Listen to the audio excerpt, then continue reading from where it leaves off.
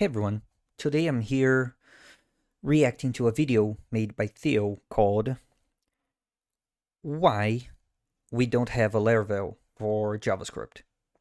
And the short answer is yes, we do. It's called AdonisJS. It is a fantastic framework. I don't know why it doesn't get the deserved attention, but it should. And if you're looking for this, then the name of the framework is AdonisJS. So yes, we have a Laravel for JavaScript, but as you will see on the video, it doesn't get enough attention. But let's begin.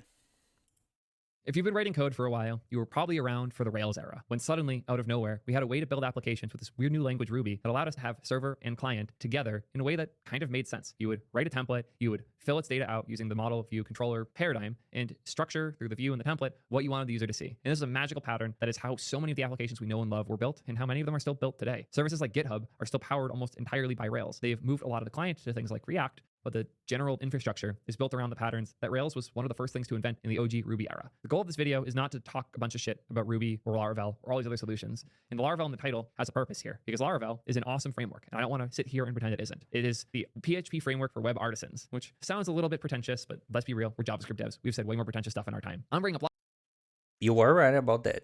Laravel because it is a very important example of an all-in-one framework. What do I mean by all-in-one? Well, if we take a look at the ecosystem, you'll start to see what I mean, and the fact that it takes a page scroll in a 3-column structure to see all the options here showcases the level of stuff that exists here. And if we just click the getting started and you see how many things are included, there are primitives for so many things in Laravel, from setting up a mail server to managing notifications like push notifications, WebSockets, all of that stuff, to having a live update layer, which if I go back to the main page here, there it is, Livewire. The most productive way to build your next web app. Powerful dynamic front-end UIs without leaving PHP. You're able to update the client as new data comes in, or as a user clicks a button, you can see the result come back in, all coming from the server, where your UI is being powered by the server-side code and is constantly interacting back and forth via something like a WebSocket. These are all really cool things, and having one framework that includes all of this, so you don't have to go find the right solution for your problem, it's just there. There's a lot of value to this, and there's a reason people are getting so hyped about Laravel and solutions like it. There's a reason that we started in the same place with Rails back in the day. The reason is because when you went hunting for solutions, the ones you would find would often suck.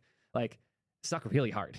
The alternative to the Rails stack back in the day was the mean stack. The mean stack was Mongo, Express, Angular, and Node.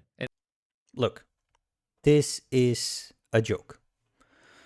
I see a lot of people trying to compare like the mean stack and the MERN stack to Rails and Laravel. And let me be honest here. Express.js is not a backend framework. Express is a library for routing, and that's it. How do I use WebSockets with Express? You can't. How do I talk to the database with Express? You can't. How do I do background jobs? You can't. The only thing you can do with Express is routing. So comparing the MERN stack with Rails is like comparing a bicycle to a Lamborghini. Like, yeah, sure, both of them can drive you to places, and you can go faster with them instead of walking. But one is going to lead you there in half a second, and the other is going to lead you there in a day of bicycle. Anyways.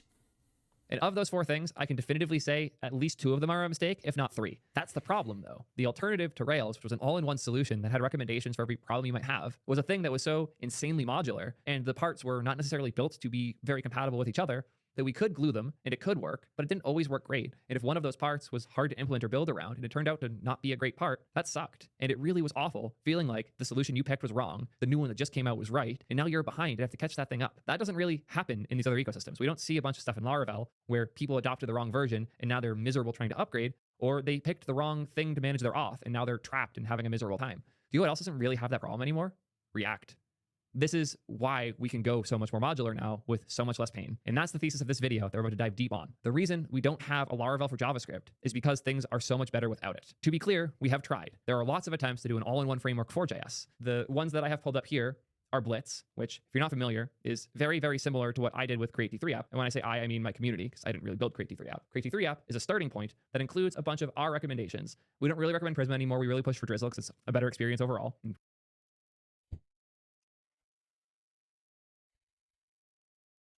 I don't even know where to start. First of all, Create T3 Stack is not a framework, it is a template. There is a huge difference between a template and a framework.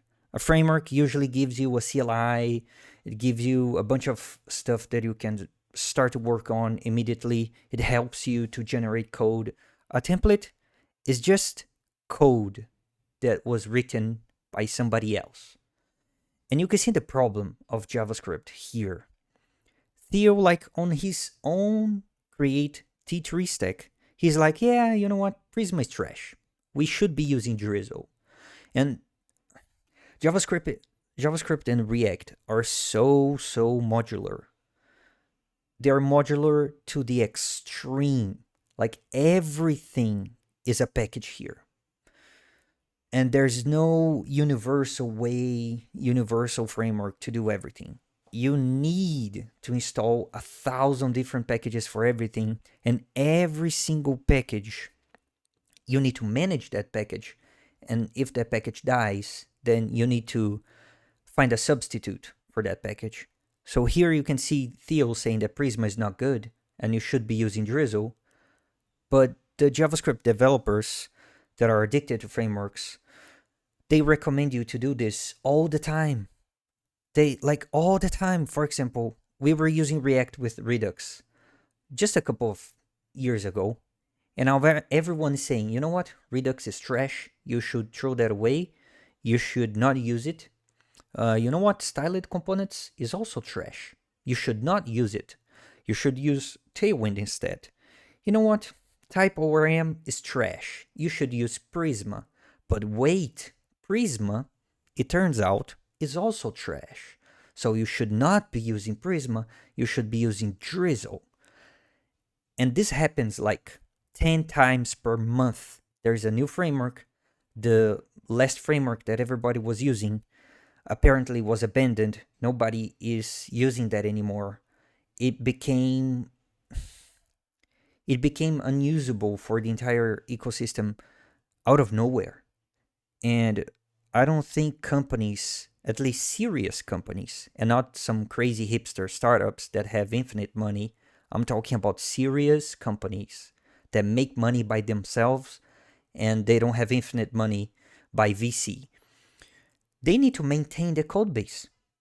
And there is a lot of work involved into substituting small pieces of your application. Like, not everyone has infinite money, okay? We need something battle tested. We need something mature.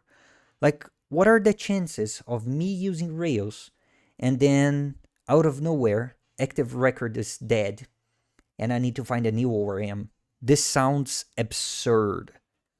Completely out of the question for Rails developers.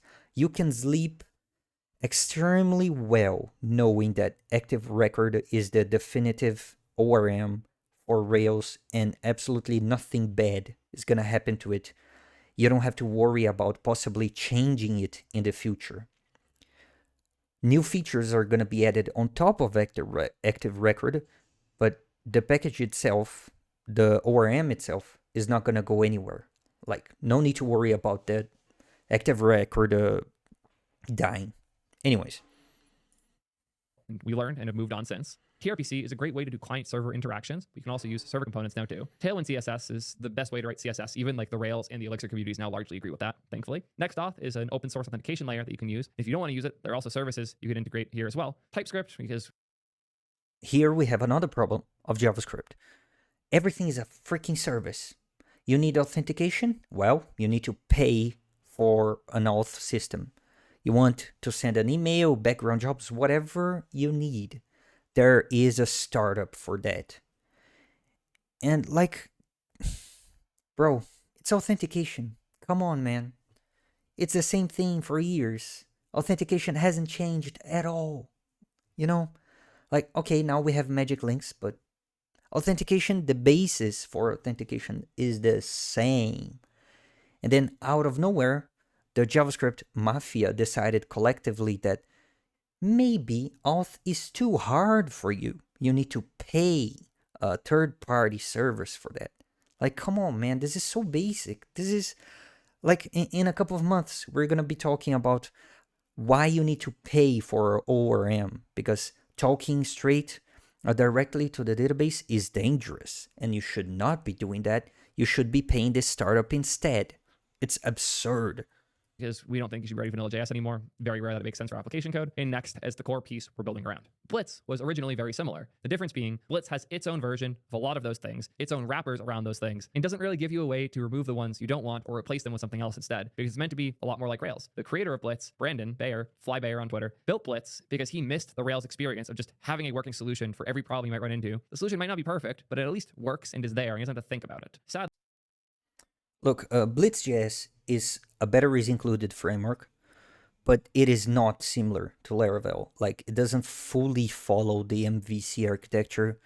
And from the moment that Blitz.js was announced, I remember thinking like, look, this looks promising, but I think it is very risky to build on top of Next.js, because Next.js is a very unstable framework.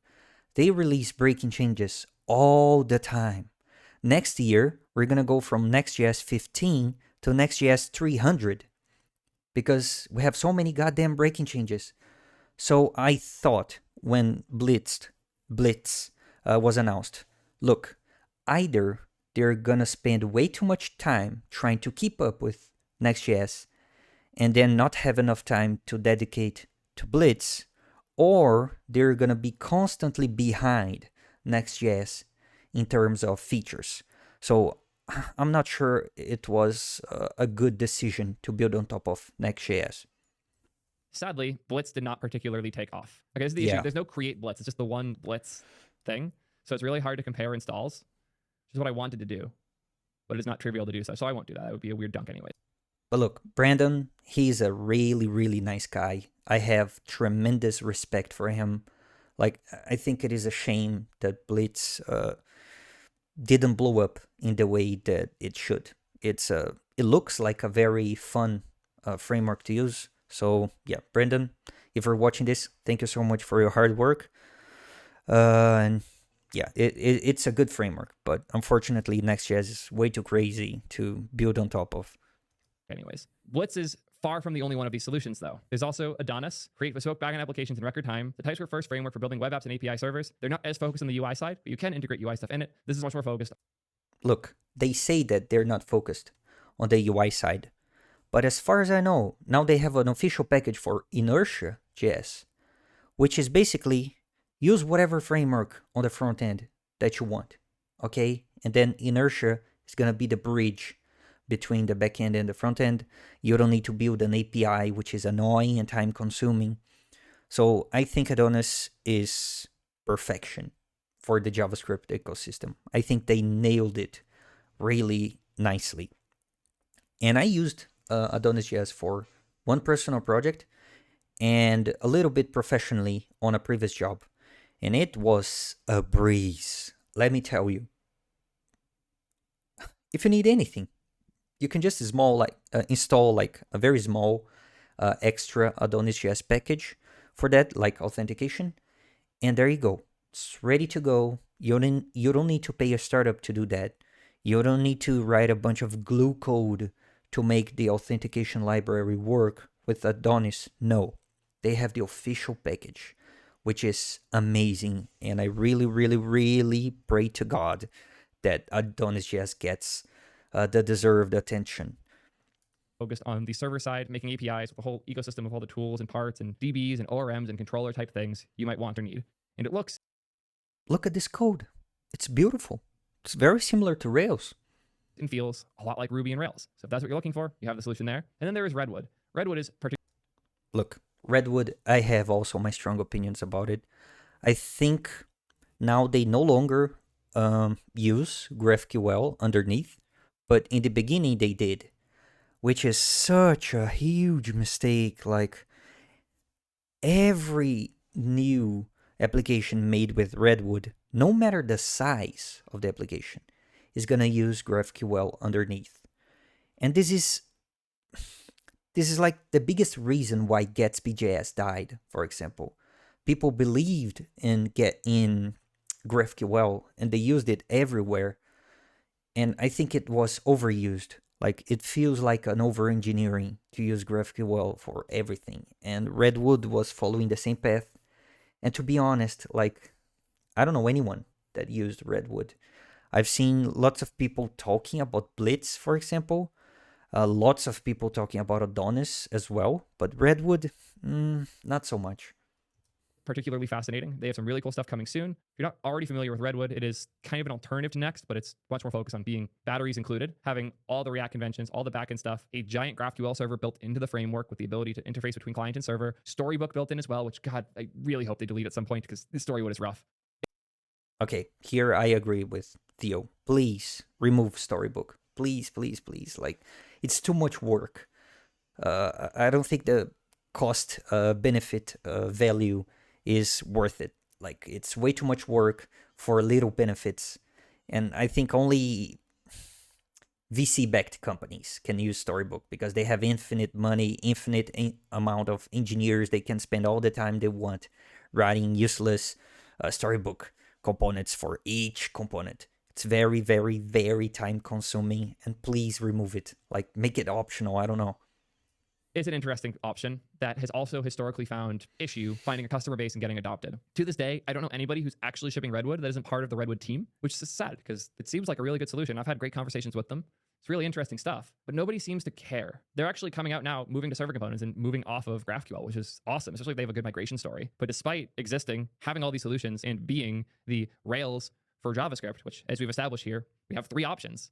And arguably Create T3 app is a 4th option, but we're more modular. Our goal is to give you the parts and let you opt in and out. These solutions did not take off, and even Create T3 app barely did, especially when you compare it to things like just vanilla Next.js with TypeScript. There's a reason for that, though. The reason is because it's so much easier to take pieces in and out in this ecosystem. When it was hard to adopt a solution, and it was even harder to identify a good solution, and the absolute worst part, when most of the solutions sucked, having an all-in-one that was guaranteed to be good enough was a fantastic thing, especially when you look at these other languages and realize how hard it is to make packages or framework-like things. There's a common saying in the React world now, which is that if you're not using a framework, you're building one. And on one hand, this is meant to be a dunk on the people who say, I don't need Next or Remix or any of those things. I can do it myself. But the more important undertone here is that effectively any app dev can build the exact framework they need with the parts they do and don't want. JavaScript has a bunch of massive advantages here. It's way easier to swap these pieces in and out and compose them. And the ecosystem around everything from NPM to React components to hooks to all the stuff that we adopt and use in these infrastructures and servers and applications, it's all much easier to compose, change, swap in, swap out, rewrite, and do what you want with. And over time, those pieces have gotten really, really good. And that's the magic that makes JavaScript so special. And that's the reason we'll probably never see one of these Rails or Laravel-like things succeed in the JS ecosystem. Because it's an ecosystem where we have infinitely more people making awesome new solutions that improve on certain problems that the existing solutions didn't. Not happy with Prisma? Well, there's 3 guys in the Ukraine making Drizzle, which is way faster, way smaller, generally easier to work with, and has a lot fewer of those quirks. Don't like Next? Well, we got Waku and Remix pushing the boundaries of what you can do with React. Don't like React? Well, we got Solid and Svelte as phenomenal solutions for you to adopt as well. This is the magic of JavaScript, not a flaw. And the idea that JavaScript is somehow fundamentally worse because we don't have a Laravel is so confusing to me because we have 3. And no other language has so many great full stack all-in-one solutions, much less so many great pieces that we can compose and assemble into our own best solution. These are the strengths of JavaScript. It might suck a little bit that if you're learning the language and you look and there's 15 different options for one of the problems that you have, and you're used to Rails where there's only one, it might feel a little bad to have to pick a solution because you're worried about picking wrong. The reality nowadays is that it's hard to pick wrong. If it's one of the solutions that's being recommended online. Look, if you pick the wrong framework, that framework is gonna die in the next 6 months, and then you're gonna be left with a bunch of legacy code for you to manage. So there is a very, very high risk of choosing the wrong framework. It's not as easy as Theo is making it look like, this is not easy. And if you pick the wrong framework, you're gonna be screwed. You're gonna have how are you gonna tell your boss that the framework you chose for the front end is dead or no longer maintained? And that happens all the time. Online, and the doc that you're reading is less than 5 years old, you're probably gonna be okay. You can start a React app today using Create React app, and I might make some jokes on Twitter, but it's a fine solution. No, it is not a fine solution. Create React app. I don't like saying that a framework is dead because I think it's disrespectful with the maintainers and the creators of the tool. But Create React app is dead. It's on maintenance mode for a while now. And why would you ever start a new project using a dead tool? It makes no sense. It is not fine to use Create React App. It is not. Like, there's a high risk for you to pick the wrong framework. Please don't do that. And if you realize it wasn't, and you actually want to move to some other solution because, I don't know, you want to render the pages on the server, or you saw these server component things and you were excited, you can go make a new project using those solutions, copy paste your components over, and they'll probably work. The way that JavaScript Will they work? Really? I don't think so. works is so much more accessible, composable, and flexible that the desire for these frameworks just isn't there. And if you're in the ecosystem for a long time, you quickly realize you don't want that, because you'll build a gut feel for the solutions that make sense for you, and you can just keep using those instead. As much as I love the new Next.js server component stuff, Create V3 app still by default recommends the way that we did it 3 years ago, which was render with Pages Router, a quick template on the server side, and then let the client side take over with gRPC, because that was one of the best ways to build really client dynamic heavy applications like what we built with Ping. We have not moved Ping over because it's still a really good solution for that problem. But if we wanted to, we can. And that's the magic. Sorry for the outfit change. I realized I missed a point that I really care about with this discussion. I want to take some time to talk about it. The idea that any one of these pieces that, yes, get swapped around a lot, improved, changed, rebuilt constantly, has an interesting side effect that people are reasonably concerned about. That side effect is startups forming around these pieces. In the Laravel community, the idea of an auth company sounds funny because auth is just a part of your framework. But in the... Look, as I mentioned before, in my opinion, it is a joke that you need to pay for authentication. Like, come on, man. It's such a basic thing. You're telling me that if I choose a JavaScript framework, I don't have authentication? Like, really? I can't even talk to a database with JavaScript without installing an ORM. Like, there's no built-in ORM. And even Prisma. Look, Prisma is a startup. Like, how do you build a startup around an ORM? This sounds... Not only sounds, but this is absurd. And just like the DHH said on the Rails world of last year, was it last year or this year? I don't remember. On the last Rails world, this is a phenomenon that is happening because we got used to infinite VC money. And when you have infinite money, you don't mind paying for an authentication service. You don't mind paying for every single small problem that you encounter on your framework. But now the tech bubble has burst and we no longer have infinite money. Not everyone has the time and resources to build around a bunch of separate tools and then update the tools and then write a bunch of glue code and then pay for a bunch of third-party services. This is the ideal world. And I think this is gonna... The JavaScript bubble is also gonna burst. And then this is the perfect timing, in my opinion, for AdonisJS to rise and then become popular. But in the JavaScript community, there are startups that do just that. I think this is awesome because we have... Look, I agree that having the option to pay for an auth service is better than not having that option. Sure, the more options available, the better. But once you go to a language, a programming language, and you have 10 different startups just for authentication, you know there is a problem. Like, we're still living on the infinite money tech bubble on JavaScript land.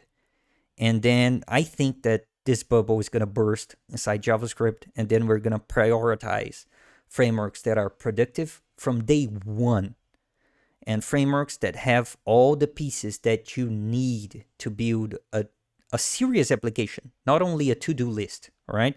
A serious application. You need a serious framework for that. Have the options in JavaScript because some things make a lot of sense to just have a package for. And auth is one of those. We have great options like Auth.js and Lucia to self-host open source authentication. But when you realize a lot of the intricacies of auth that suck, like the compliance, the creation of JWTs and dealing with those, all of the weird integrations at every level you might have to build to make this stuff work in the first place, compliance with all the crazy things that big businesses expect, getting all of that right sucks hard enough. Look, this is another thing that I freaking hate on JavaScript. They treat you like a child. They're like, for example, Vercel. They sell infrastructure.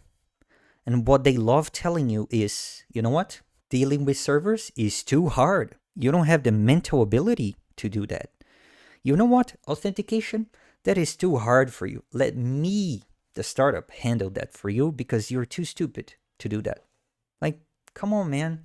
And since they're selling you those services, they want you to believe that they're too complex for you. And this is so stupid. Like, please stop treating me like a child. I know how to do authentication. I know how to deploy a server. Stop telling me it's too complicated. It's not. That company can show up and do it. And Clerk's not the first one. They're one of many. And if you look at other ones like Auth0, they were largely built around the Rails community. So this isn't a new thing. So I'm really frustrated that people seem to think it is, that JavaScript's just force everyone to go to services. No, this has always been a thing. More importantly, the ability for anyone to build both a service for a thing as well as an open source alternative is better than it's ever been. For every one of these...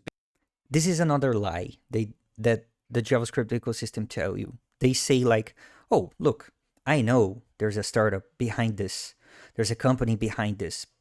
But it is open source. So if the company goes under, they go bankrupt, then the community is gonna be able to keep up with the work, right? Wrong. Look what happened to Gatsby.js. It was a company, I think they got acquired by Netlify, but like they were not in a good financial situation. And nobody's maintaining Gatsby.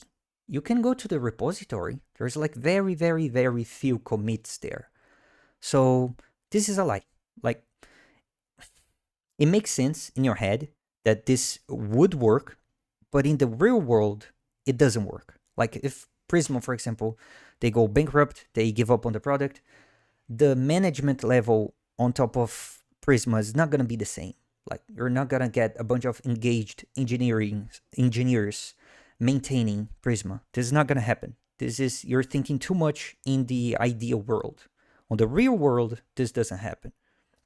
These big companies that's solving this problem, there are 5 open source alternatives made by developers just like us that you can contribute to yourself, adopt, do whatever you want to. And if you don't like what they're doing, you can fork it and put it in yourself. This is just not the case in these other ecosystems where all the tools are made by the same core team. It's a win. It's not a negative. The fact that JavaScript's the best place for these startups to start is not a failure of JavaScript. It's, again, one of the strengths of it. It is a strength if you consider that we're living in a world with infinite money, where anyone can pay for a very expensive authentication service. Everyone can pay for an expensive background jobs or email delivery service. But we no longer have infinite money, right? The tech bubble has burst, and I think it is time for the JavaScript bubble to burst as well. It's much harder for a company to take a vertical in their stack and turn that into a business if the vertical is something that's built into Rails or Laravel. If they're in an ecosystem where every piece can be treated in this modular way, one of those pieces could become a business if it's what makes sense for that piece. There is no other ecosystem where this is the case, and I don't get why people treat this like a negative. How is this good? Tell me, please explain me. Explain to me, how is this a good thing? If you find something bad in Rails, you go open a PR, and you integrate that officially in Rails. And then the solution to that problem becomes available for free to everyone. How is this a good thing? And then once you find a problem on JavaScript, instead of opening a PR, I don't know, to Node.js, to React, no. You create a service. You create a company. You create a new library so people can install your library, pay your company. This is not a good thing. I know a lot of devs that are more than happy still shipping React 16, barely even using hooks. And that's awesome because that is not true. That is not true. Look, if you're writing old code, someday you're going to have to replace it for the new code. All right. The old code is always, always, always a maintenance burden. It's a lie they tell you to, like, oh yeah, you can just use Next.js app router. I don't know, the old router. You can just use the old one, no problem. Oh yeah, you can just use the old React until it stops being maintained. So it's an illusion of choice. You think you can do whatever you want, but in the real world, that is not true. Because the old code is no longer going to be maintained, or I don't know, we're using class-based components on React, and every single new package that you install is using hooks. Now you have a bunch of inconsistencies on your code. You're using classes on your own code, but all the third-party code is using hooks. So it becomes a mess. So it's just an illusion of choice. But in the real world, that doesn't happen. It becomes very messy and unmaintained really quickly.